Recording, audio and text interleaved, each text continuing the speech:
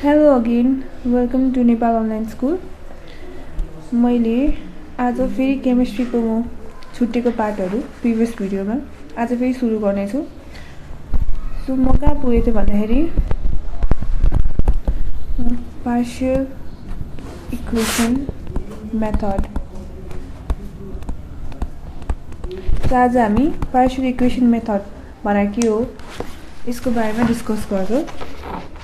हामीले प्रिभियसली के पढ्यौं? हामीले प्रिभियसली पढ्यौं हिट एन्ड ट्रायल मेथड।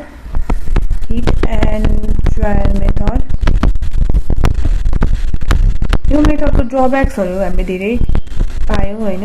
एकदम टाइम कन्ज्युमिङ छ अनि यसले हामीलाई भन्न सक्दैन रिएक्सन कति स्टेप्समा लिन्छ, एउटा स्टेपमा लिन्छ कि दुईटा स्टेपमा लिन्छ यसले भन्न सक्दैन। अनि अब we come to partial equation method. यो reaction is suppose to take place in 2 or more step भनेको चाहिँ दुईटा या दुईटा भन्दा बढी स्टेपमा चाहिँ यो रिएक्सन हुन्छ। सो अब लेट्स टेक एन एक्जाम्पल है।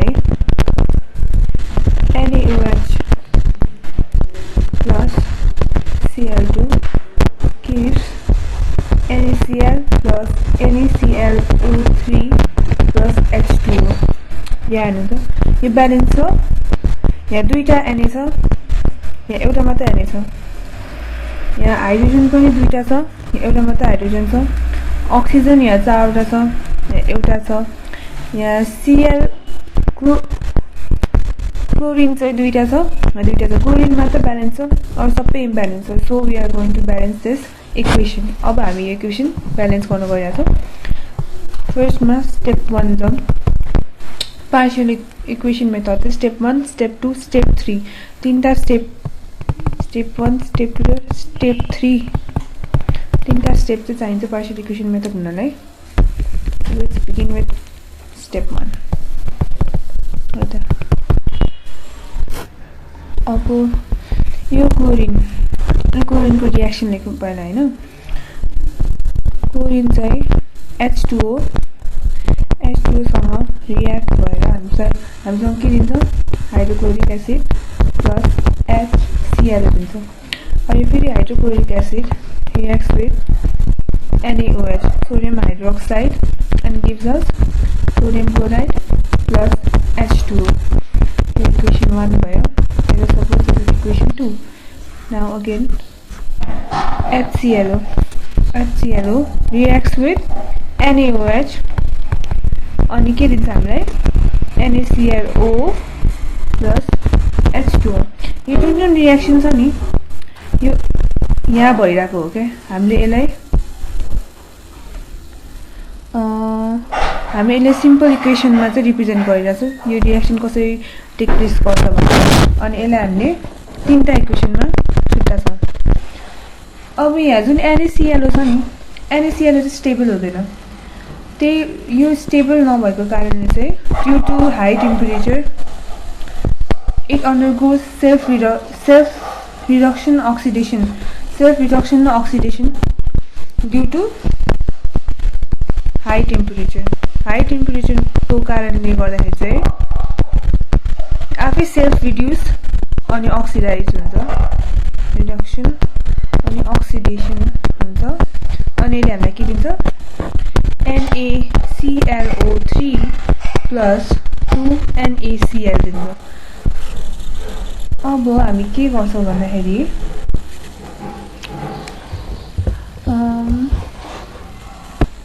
अब चाहिँ हामी यो जुन हाम्रो माथिको तीनटा रिएक्सन छ नि यो रिएक्सन छोडेर यो तीनटा रिएक्सनलाई चाहिँ हामी मल्टिप्लाई बाइ 3 गर्छौं।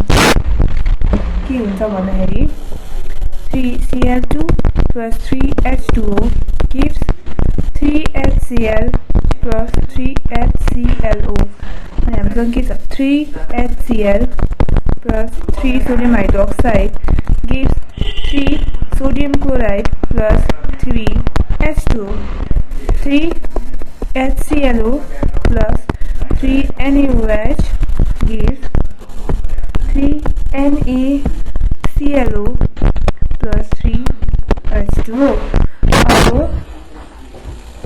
let's see 3HCl छ, यो पनि 3HCl छ। हामी काट्न सक्छौं यसलाई। 3HClO 3HClO we can cut this अनि 3H2O 3H2O काट्दिउँ यसलाई अब चाहिँ यो जति भएको बाँकी भएको रिएक्सन छ लेखौँ हैन 3Cl2 छ यहाँ 6NaOH छ अनि हामीसँग यहाँ gives 3NaCl plus 3NaClO plus 3H2O छ यसलाई लेट्स सी हामी इक्वेसन 5 भन्दियौँ र इक्वेसन 4 सो अब यति जति हामीसँग निस्केको छ नि यसलाई र यसलाई फेरि जोड्छौँ सो अब यहाँ हेरौँ यतापट्टि अघि मैले यहाँ ब्यालेन्स गर्दाखेरि 3 लेख्न बिर्सेछ है सरी फर द्याट 3NaCl हुन्छ यहाँ 3NaClO in the product side and 3NaClO in the reactant side यो दुईटालाई एड गर्दाखेरि दुईटा कट भयो अब हामीसँग के लेफ्ट भयो 3Cl2 6NaOH अनि 3NaCl plus 2NaCl भनेको 5NaCl भयो अनि NaClO3 plus 3H2O. This is the balanced equation from partial equation method. यो हिट एन्ड ट्रायल भन्दा अलिकति भास्ट छ तर कन्सेप्ट बुझ्यो भने यो एकदम इजी छ परफर्म गर्नलाई सो लेट्स सी ब्यालेन्स छ कि छैन भनेर चेक गरौँ है त यहाँ ClO3 भनेपछि तीनटा Cl छ 5 6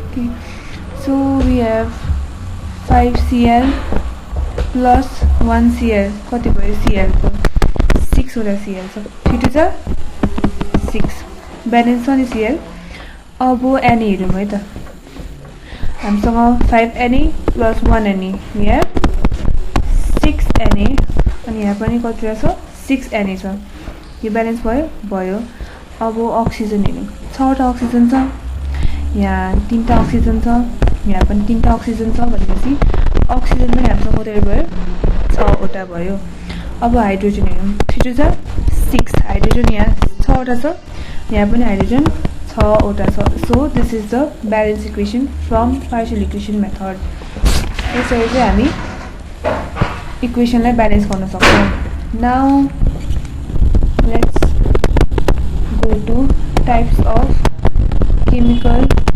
reaction रिएक्सनहरुको टाइप्स को बारेमा हल्का बुझे पुग्छ सो डिपली जानु पर्दैन सिन्थेसिस or कम्बिनेसन अनि अर्को छ हामीसँग एनालाइसिस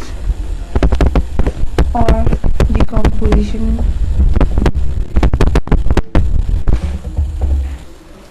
ल अब हामी सुरु गरौँ सिन्थेसिस और कम्बिनेसनबाट है सिन्थेसिस और कम्बिनेसन भनेको चाहिँ when two constituents जस्तै H2 र O2 चाहिँ मिलेर कम्बाइन भएर एउटा कम्पाउन्ड फर्म गर्छ with the application of heat yeah electricity or light or pressure ले चाहिँ कम्बाइन भएर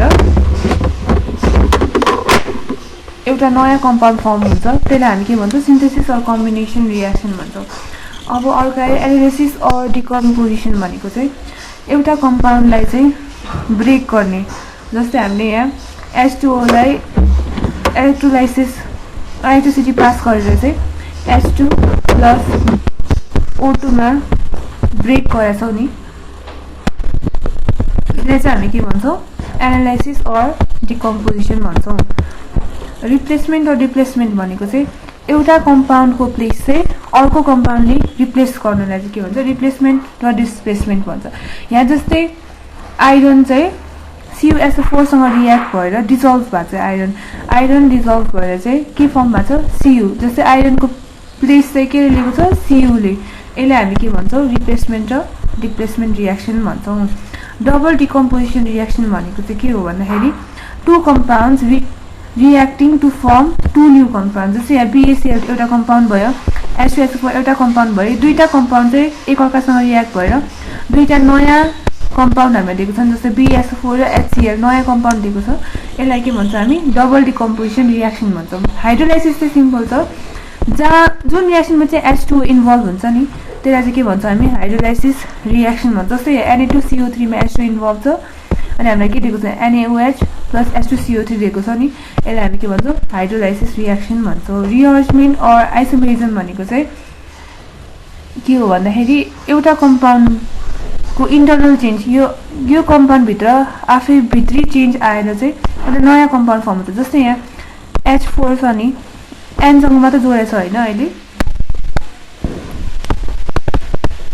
यहाँ H N सँग पनि जोडेछ अनि CONH यहाँ पनि छ त्यही भएर यसलाई हामी के भन्छ रिअरेन्जमेन्ट अर आइसोमेरिजम भन्छौं पोलिमराइजेसन भनेको चाहिँ के भन्दाखेरि combination of two or more molecules of a single compound to form single molecule दुईटा मोलिक्युल चाहिँ कम्बाइन भयो जस्तै यहाँ C2 जस्तै यहाँ कार्बन र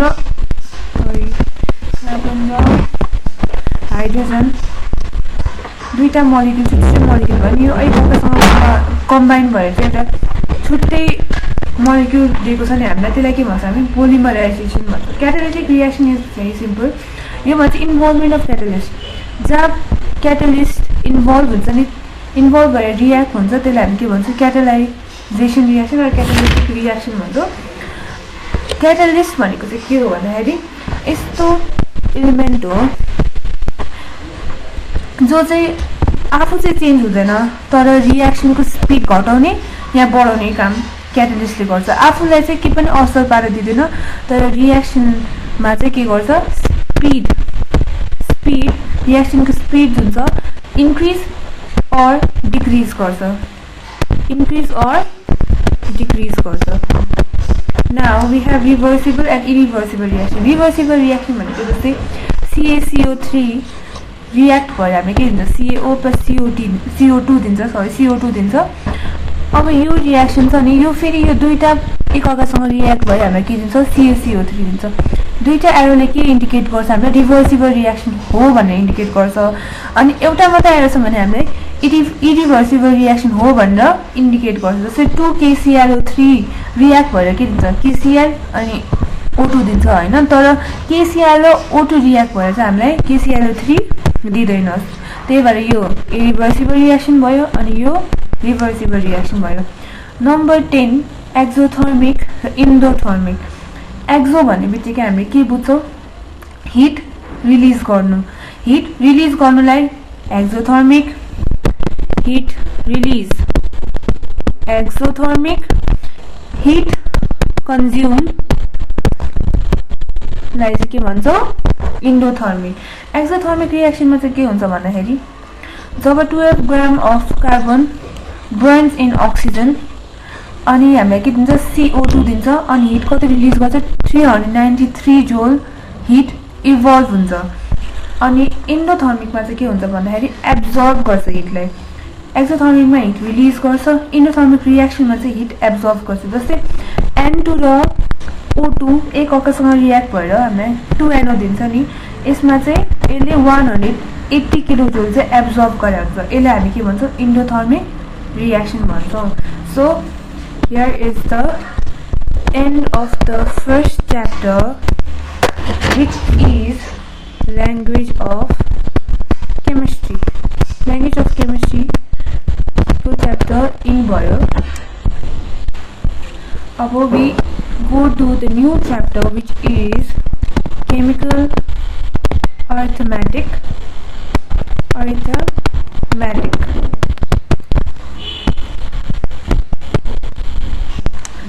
अर्थमेटिक भने के हो अर्थमेटिक भन्ने बित्तिकै हाम्रो दिमागमा के आउँछ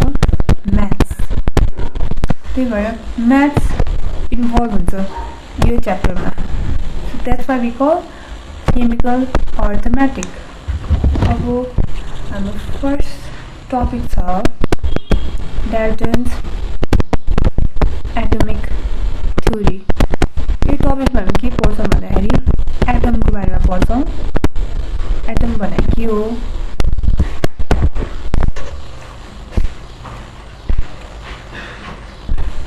यो थ्योरी चाहिँ हामीलाई कसले दिएको हो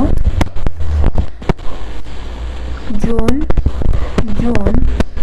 डाल्टनले प्रपोज गरेको थ्योरी हो इन द इयर 1808 यो थ्योरीमा हामीले के छ भन्दाखेरि चाहिँ नम्बर 1 को पोइन्ट हो म्याटर चाहिँ एकदमै स्मल इन्डिभिजुअल पार्टिकल्स मिलेर बनेको हुन्छ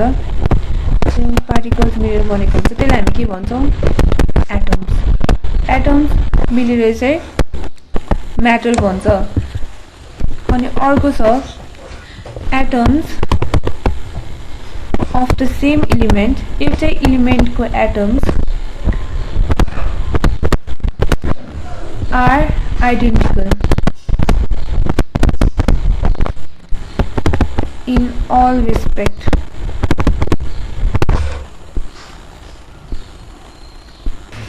atoms of the same elements are identical भनेको चाहिँ सेम हुनु साइज शेप अनि मास एउटै हुन्छ जस्तै हाइड्रोजनको एटम्सको साइज शेप अनि मास एउटै हुन्छ भनेर चाहिँ हामीलाई कसले भनेको छ हामीलाई डाल्टन बाजेले भनेको छ अब अर्को 3 नम्बरमा चाहिँ के छ भन्दाखेरि atoms of different elements have different atoms of same एलिमेन्टसँग एउटै साइज शेप र मास हुन्छ एटम्स अफ डिफ्रेन्ट एलिमेन्टसँग चाहिँ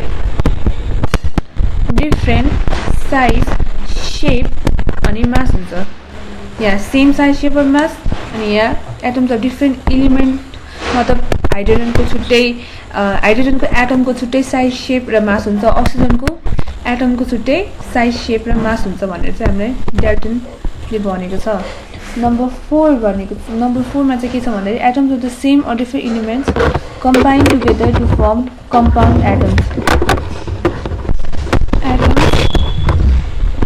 of same or different elements combine to form compound atoms compound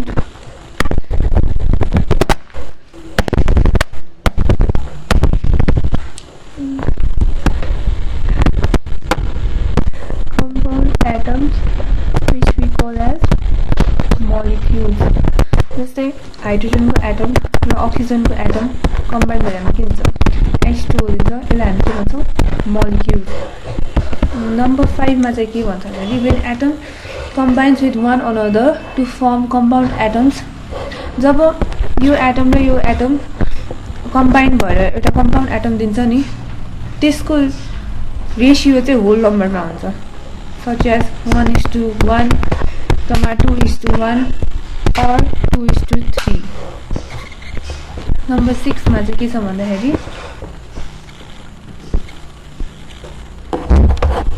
अनि अर्को के छ भन्दाखेरि atoms of 2 elements may combine in different ratio जस्तै हाइड्रोजनको एटम र अक्सिजनको एटम चाहिँ डिफ्रेन्ट रेशियोमा कम्बाइन भएर चाहिँ हामीलाई एउटा नयाँ कम्पाउन्ड नै दिन सक्छ for example sulphur combines with oxygen to form sulfur trioxide in the ratio 1:2 or 1:3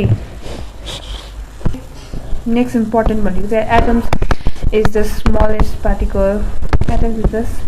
particle अनि atoms can neither be created nor destroyed atoms can neither be created nor destroyed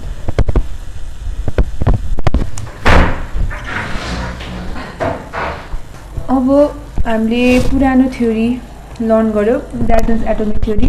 अब मोडिफाइड डाल्टन एटोमिक थ्योरी पनि पढौँ। Dalton's atomic theory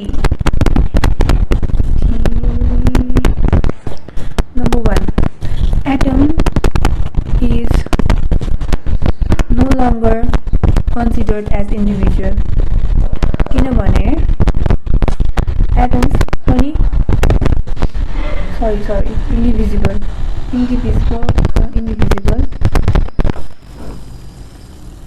because atom is no longer considered as indivisible particle किनभने small पार्टिकल्सहरु मिलेर atoms बनाएको हुन्छ। Important भनेको चाहिँ electron protons अनि न्यूट्रन्स बनेर चाहिँ इलेक्ट्रोन्स प्रोटोन्स र न्यूट्रन्स मिलेर चाहिँ के भन्छ एटम्स भन्छ। त्यही भएर एटम्सलाई चाहिँ इन्डिभिजुअल पार्टिकल भनेर चाहिँ मिल्दैन। अनि अर्को second point of modified Dalton's atomic theory is atoms of the same element may have different atomic weights. अघि हामीले के पढाएको थियौँ atoms of the same element को चाहिँ एउटै आइडेन्टिकल शेप साइज हुन्छ भनेको थियो। तर यहाँ चाहिँ हामीले के पढ्यौँ भन्दाखेरि atoms of the same element may have different atomic weights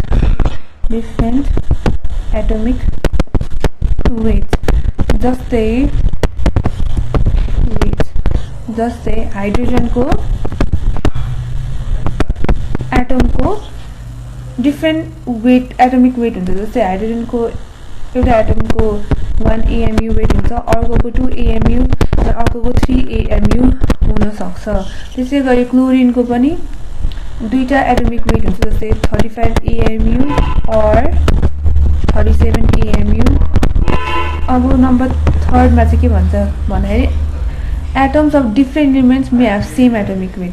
अब हामीले के पढाएको थियौँ atoms of different elements have different shape and sizes भनेर पढाएको थियौँ। यहाँ चाहिँ के पढ्यो भन्दाखेरि atoms of the different elements may have same atomic weight। जस्तै for example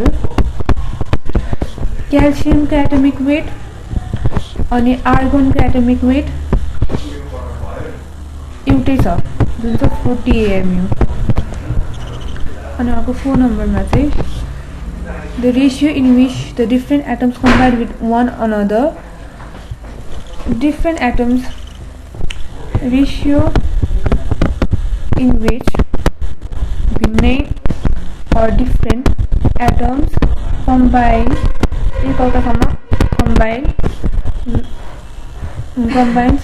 with one another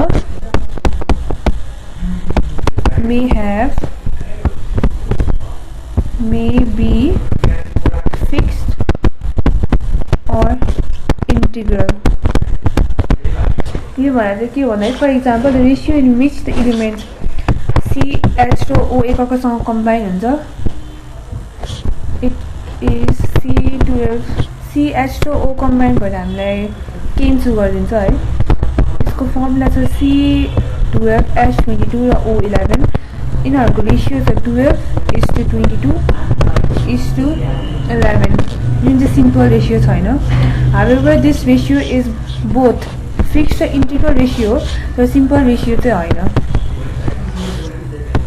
यो हाम्रो 4th थ्योरीमा पढ्छौँ।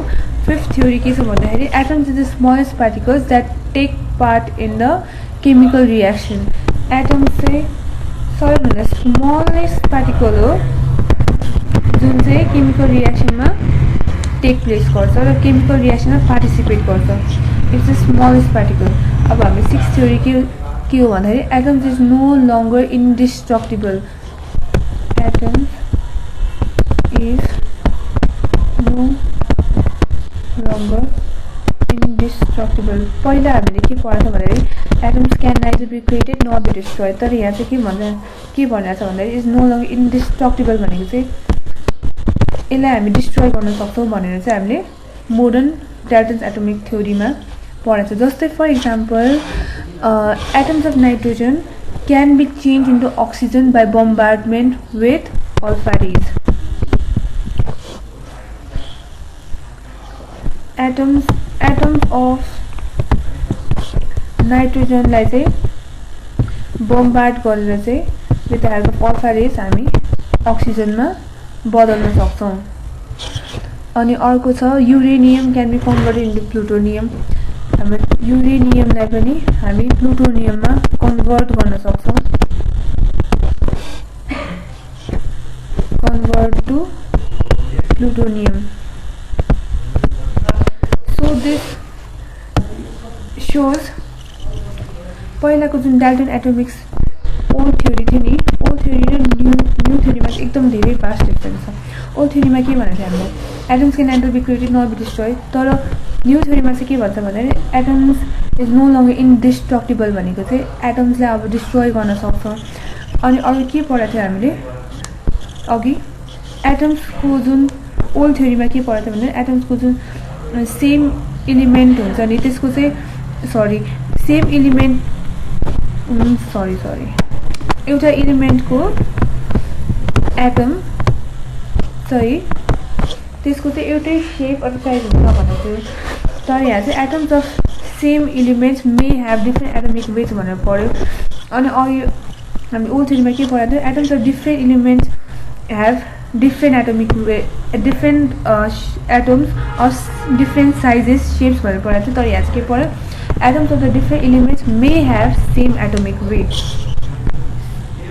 अहिले हामीले चाहिँ ओल्ड थ्योरी भन्दा नि न्यू थ्योरीलाई चाहिँ धेरै फलो गरिरहेछौँ. सो अब हामी जाउँ लज अफ स्टियोकेमेट्री. हामी लज अफ स्टियोकेमेट्री चाहिँ कतिवटा छ हामीसँग 5 वटा छ. So let's begin with lodge of conservation of mass.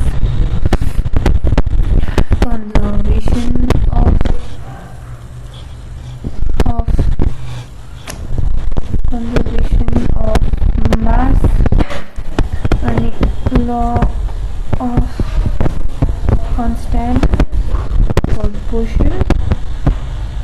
Laws of conservation of mass, laws of constant composition, law of multiple proportion and laws of reciprocal. We have 3 laws of conservation of mass, laws of constant composition, laws of multiple proportion, laws of reciprocal proportion, or laws of combination volumes, or we can say Gay-Lussac's law.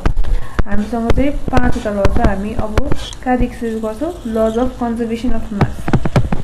Lodge of conservation of मास यसको हामी टपिकमै जाउँ.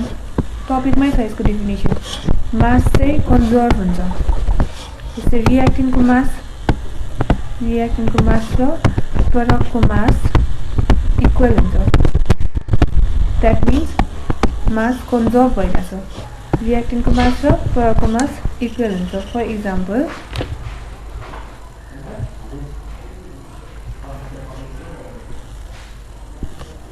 For example decomposition of mercuric oxide. यहाँ हामीसँग 100 gram of mercuric oxide चाहिँ decompose भएर हामीलाई 92.6 ग्राम of mercury अनि 7.4 ग्राम of oxygen दिइरहेको छ. सो यहाँ 100 ग्राम अफ मर्क्युरिक अक्साइड भयो अनि 92.6 ग्राम of mercury 7.4 gram of oxygen. यो दुईटालाई जोड्दाखेरि के पाउँछ हामीले 100 ग्राम पाउँछ. भनेपछि रियाक्टेन्टको मास र प्रडक्टको मास इक्वल भयो. So this represents law of conservation of mass. अब let's come to law of constant composition or definite proportion. Law अब आयो हामीसँग लज अफ कन्स्ट्यान्ट कम्पोजिसन र डिफाइनाइट प्रपोर्सन. यो लले चाहिँ के भन्छ भन्दाखेरि एउटा केमिकल कम्पाउन्ड चाहिँ हैन जहिले एउटै एलिमेन्ट्स मिलेर बनेको हुन्छ in the same ratio for example water हामीले वेलबाट एक्सट्र्याक्ट गरौँ कि रिभरबाट एक्सट्र्याक्ट गरौँ कि सीबाट एक्सट्र्याक्ट गरौँ त्यो वाटर चाहिँ दुईटा chemical compound or same elements मिलेर बनेको हुन्छ in the same proportion like H र hydrogen र oxygen in the proportion 1:8 मै मिलेर चाहिँ हामीले वाटर फर्म हुन्छ नि त त्यो वाटर हामीले कि त वेलबाट एक्सट्र्याक्ट गरौँ कि त रिभरबाट निकाल्नु कि त सीबाट निकाल्नु त्यो एउटै प्रपोर्सनमा हुन्छ जहिले पनि अब अर्को फर एक्जाम्पल चाहिँ हामीले CO2 चाहिँ हामीले जसरी पनि ल्याबमा प्रिपेयर गर्न सक्छौं नि जस्तै CaCO3 लाइमस्टोनलाई हिट गरेर हुन्छ कि या फिर कोललाई एयरसँग अक्सिजनसँग बन्ड गरेर हुन्छ कि or by the action of dilute hydrochloric acid र मार्बल मिलेर हामी CO2 बनाउँछौं या फिर by heating sodium कार्बोनेटलाई हिट गरेर पनि हामी CO2 निकाल्न सक्छौं यो सबै CO2 चाहिँ दुईटा एलिमेन्ट्सको कम्बिनेसनले बने हुन्छ त्यो हो कार्बन र अक्सिजन र यसको रेशियो जहिले 3:8 or 12:32 मात्र हुन्छ र यो रेशियो कहिले चेन्ज हुँदैन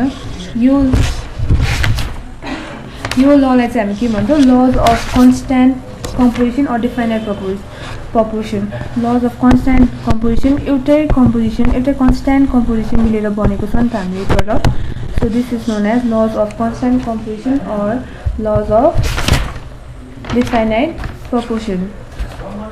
हामी यसको एउटा न्यूमेरिकल पनि गरेर हेरौँ है जस्तै we have 3 samples of A, B, C of black oxide of copper को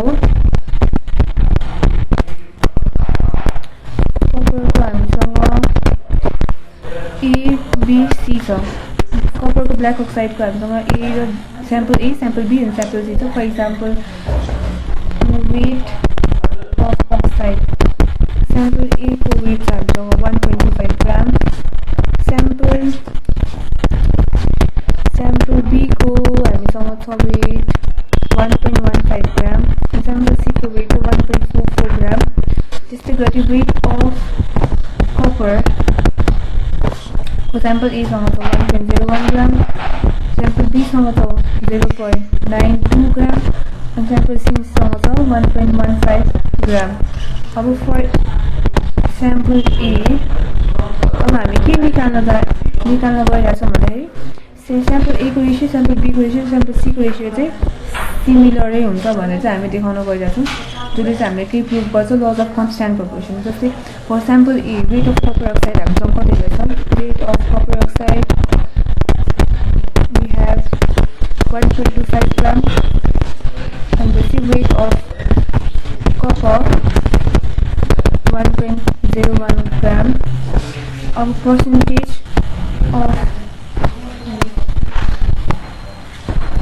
of copper in sample A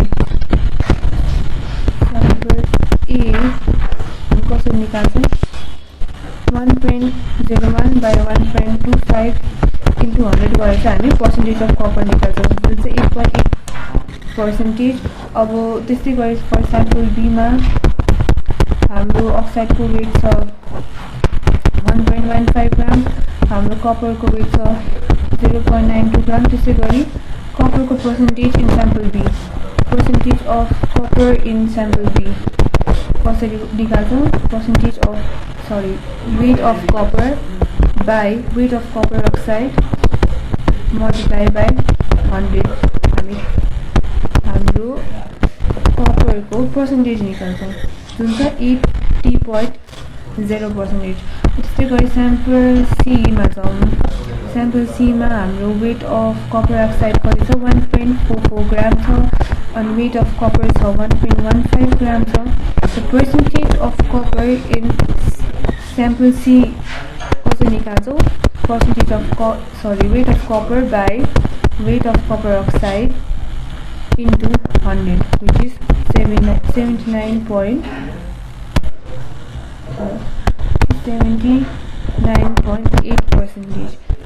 जो चाहिँ हामीले के डिनोट गर्छौँ 79.8 इज इक्वल्स टु 80%, 80.0 भइहाल्यो। अनि स्याम्पल ए को हामीसँग स्याम्पल ए को हामीसँग 80% छ भनेपछि सिमिलर पर्सेन्टेज अफ कपर छ नि तिनवटा स्याम्पलमा, which justifies the law of constant composition or the finite proportion. अब let's come to law of multiple proportion.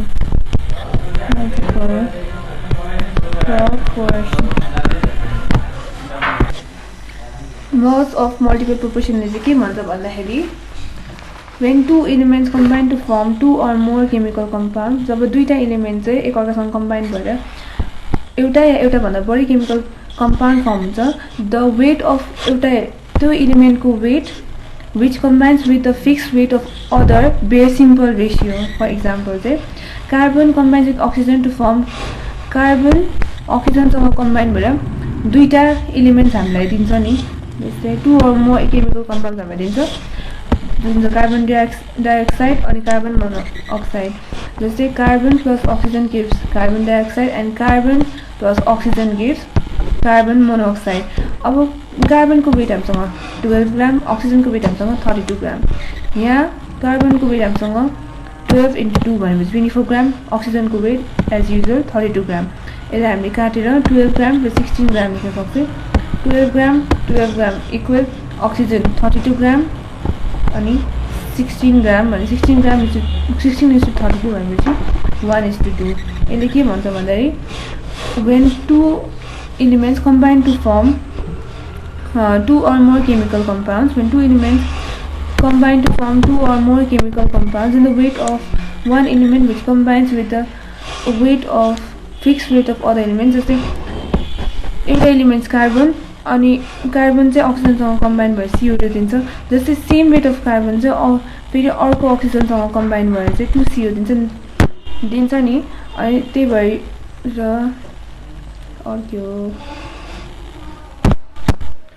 भएर यो जुन अक्सिजनको वेट छ हामीसँग, यो कार्बन र कार्बनको वेट त सिमिलर भयो। So we have 32 gram of oxygen अनि 16 ग्राम अफ अक्सिजनको चाहिँ एउटा सिम्पल होल रेसियो हुन्छ जुन छ 1:2। This is the simple example of laws of multiple proportion. Now let's come to laws of reciprocal proportion, which is very important. Law of यसको चाहिँ न्युमेरिकल्सहरु सोधिरहेको हुन्छ एक्जाममा। proportion यसले चाहिँ के भन्छ भन्दाखेरि when two elements C and O, for example C र CO अनि H भनौँ हैन, C र H कम्बाइन भएर हामीलाई CH4 दिन्छ, त्यसै गरी H र O कम्बाइन भएर हामीलाई H2O दिन्छ। यो कार्बन हाइड्रोजनसँग कम्बाइन भएर चाहिँ कार्बन सिमिलर एउटा एलिमेन्टसँग कम्बाइन भएर चाहिँ अक्सिजन पनि सिमिलर एउटै एलिमेन्टसँग कम्बाइन भएर चाहिँ छुट्टै छुट्टै प्रडक्ट्स दिइरहेछ। अनि यो जुन कार्बन र अक्सिजन पनि फेरि एकअर्कासँग कम्बाइन भएर चाहिँ हामीलाई एउटा छुट्टै प्रडक्ट दिन्छ हैन। र यो लले चाहिँ के भन्छ भन्दाखेरि CH4 र H2O को जुन रेसियो छ नि, त्यो रेसियो र CO2 कार्बन र अक्सिजन कम्बाइन भएको रेसियो चाहिँ इक्वल हुन्छ भनेर चाहिँ कुन लले भन्छ हामीलाई लज अफ रेसिप्रोकल प्रोपोर्सन भन्छ। CH4 र H2O कम्बिनेसनको रेसियो अनि कार्बन र अक्सिजन कम्बिनेसनको रेसियो चाहिँ इक्वल हुन्छ भनेर चाहिँ हामीले के दिएको छ लज अफ रेसिप्रोकल प्रोपोर्सन दिएको छ। For example in CH4 12 parts by weight of carbon combines with 4 parts by weight of hydrogen, and H2O मा चाहिँ 2 parts by weight of hydrogen combines with 16 parts by weight of oxygen. Thus the weight of carbon and oxygen which combines with the fixed weight of hydrogen is 4 parts by weight is 12 and 32 or 3:8 के भनेछ भन्दाखेरि चाहिँ यहाँ 12 parts by weight of carbon चाहिँ 4 parts by weight of hydrogen सँग combine भएको छ अनि त्यसै गरी चाहिँ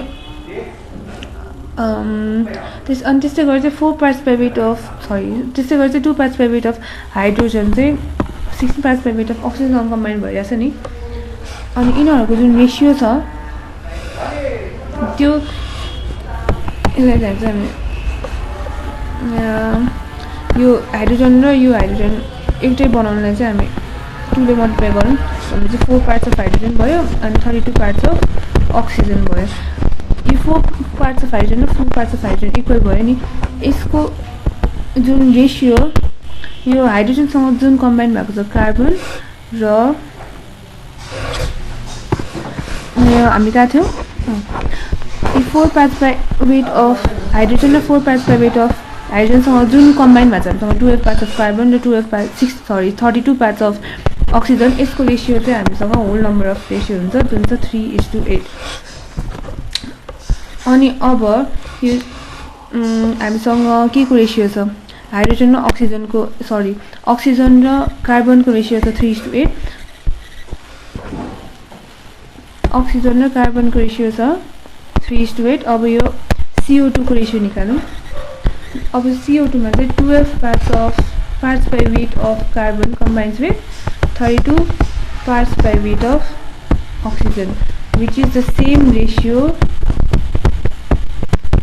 as the first भनेपछि कार्बन र अक्सिजन जुन रेशियोमा कम्बाइन भएको छ नि त्यही रेशियोमा चाहिँ हामीसँग कार्बन हाइड्रोजन सँग कम्बाइन भएको छ र अक्सिजन हाइड्रोजन सँग कम्बाइन भएको रेशियो र कार्बन र अक्सिजन कम्बाइन भएको रेशियो चाहिँ इक्वल छ त्यसलाई चाहिँ हामी के भन्छौं laws of reciprocal proportion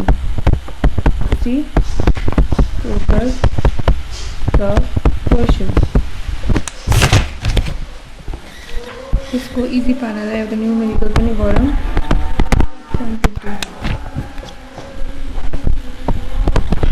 0.46 gram of metal so हामीलाई के भनेछ भन्दाखेरि एक्जाम्पलमा हेरौँ 0.46 gram of metal यो मेटल चाहिँ हाइड्रोजनसँग पनि कम्बाइन भएको छ अनि अक्सिजनसँग पनि कम्बाइन भएको छ अक्सिजनसँग कम्बाइन भएर चाहिँ हामीलाई एउटा मेटल अक्साइड दिन्छ अनि हाइड्रोजनसँग कम्बाइन भएर चाहिँ हामीलाई HCl दिन्छ अनि त्यस्तै गरी H र O2 फेरि एक अर्कासँग कम्बाइन भएर चाहिँ हामीलाई वाटर दिन्छ अब हामीले HCl र मेटल अक्साइडको रेशियो अनि H2 को रेशियो चाहिँ इक्वल छ भनेर देखाउनु पर्यो फर्स्ट को क्वेशनमा जाउँ 0.46 gram of metal produces 0.77 gram of metal oxide भनेपछि हामीसँग वेट अफ नम्बर ए को सल्युसन वेट अफ मेटल चाहिँ हामीसँग कति छ 0.46 gram of weight of metal अनि weight of metal oxide we have 0.77 gram यहाँबाट हामी के को वेट निकाल्न सक्छौं अक्सिजनको वेट निकाल्न सक्छौं वेट अफ अक्सिजन भनेको चाहिँ 0.77 मेटल अक्साइड माइनस मेटल भनेपछि हाम्रो वेट अफ अक्सिजन आयो अब हामीलाई के चाहियो भन्दाखेरि यो मेटल चाहिँ अक्सिजनसँग कति वेटमा कम्बाइन भएको छ सो यहाँबाट हामीसँग के को वेट आयो अक्सिजनको वेट आयो 0.46 gram of metal combines with 0.31 gram of oxygen भनेपछि यसको 1 gram of metal चाहिँ कति कम्बाइन हुन्छ 0.31 by 0.46 भनेपछि 0.673 gram of oxygen दियो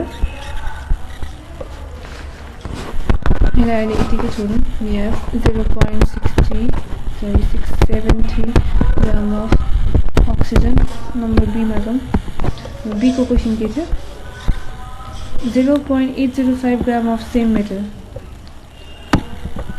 0.805 gram of same metal displaces 0.805 gram of same metal displaces hydrogen gas at NTP to form HCl. Metal चाहिँ फेरि हाइड्रोजनसँग combine भएर हामीलाई के दिन्छ HCl दिन्छ। अब हामीलाई के को वेट चाहियो हाइड्रोजनको वेट चाहियो। हाइड्रोजनको वेट निकाल्नलाई हामीसँग वेट अफ मेटल छ 0.805 ग्राम। भोल्युम अफ हाइड्रोजन हामीलाई दिएको छ at natural temperature and pressure NTP 760 cc. अब density of hydrogen at NTP हामीलाई थाहा नै छ जुन हुन्छ 0.000089 ग्राम पर cc. mass of hydrogen, mass को फर्मुला छ हामीसँग density into volume, density into volume भनेपछि हामीसँग 0.0089 gram into 760 cc we have 0.06764 gram of hydrogen.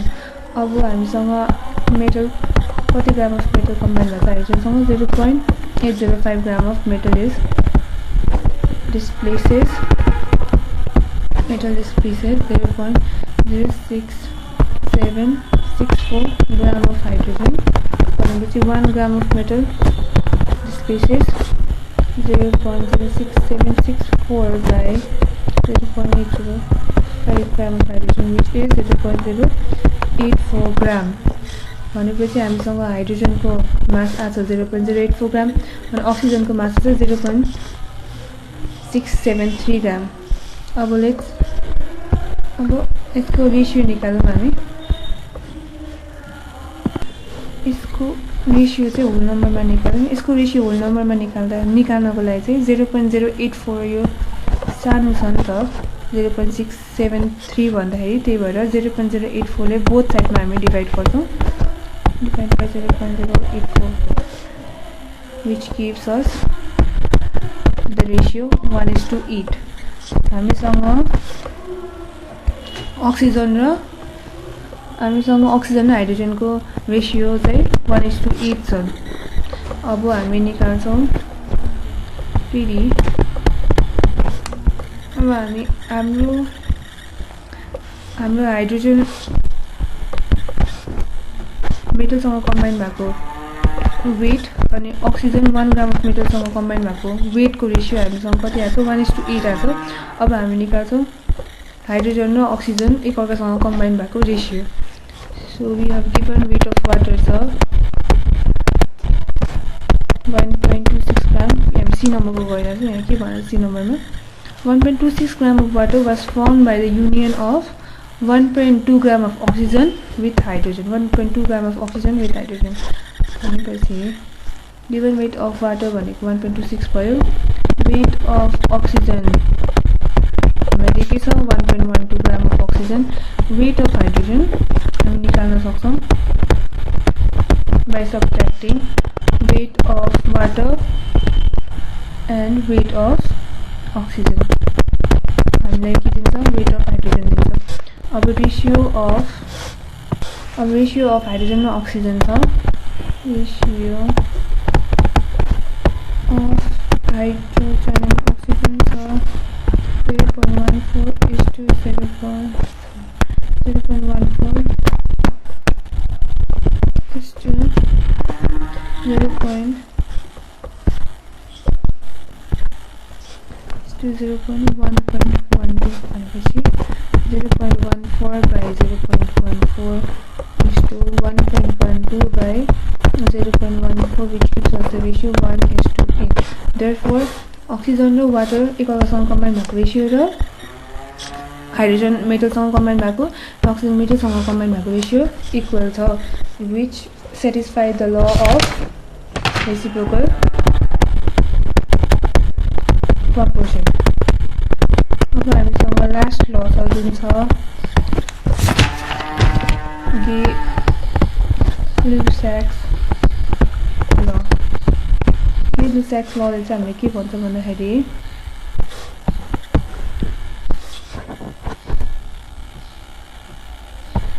when two elements combine with each other त्यसको भोल्युम र विथ इच अदर एउटा हामीले compound दिन्छ त्यो दुईटा एलिमेन्टको भोल्युम र त्यो कम्पाउन्डको भोल्युम चाहिँ इक्वल हुन्छ for example hydrogen plus chlorine gives 2HCl हाइड्रोजनको भोल्युम हुन्छ 1 भोल्युम क्लोरिनको भोल्युम छ 1 भोल्युम अनि HCl को भोल्युम छ 2 भोल्युम भनेपछि 1 + 1 2 अनि हामीसँग 2 गरेपछि इक्वल छ गरेपछि यो भनेको चाहिँ के हो भन्दाखेरि जब एउटा एलिमेन्टको भोल्युम र अर्को एलिमेन्टको भोल्युम एकअर्कासँग कम्बाइन गरेर एउटा नयाँ एलिमेन्ट हुन्छ त्यसको भोल्युम र त्यो कम्बाइन भएको एलिमेन्टको भोल्युम चाहिँ इक्वल हुन्छ भनेर चाहिँ हामीले केले डिनोट गरेको छ ब्रिसेक्स लले त्यसरी चाहिँ हाम्रो जुन टपिक छ डाल्टन्स एटमिक थ्योरी त्यो यही सकिन्छ theory and of Dalton's atomic theory अब हामी नयाँ टपिक सुरु गर्छौँ जुन छ atomic mass and molecular mass यो टपिक चाहिँ म तपाईहरुलाई नेक्स्ट भिडियोमा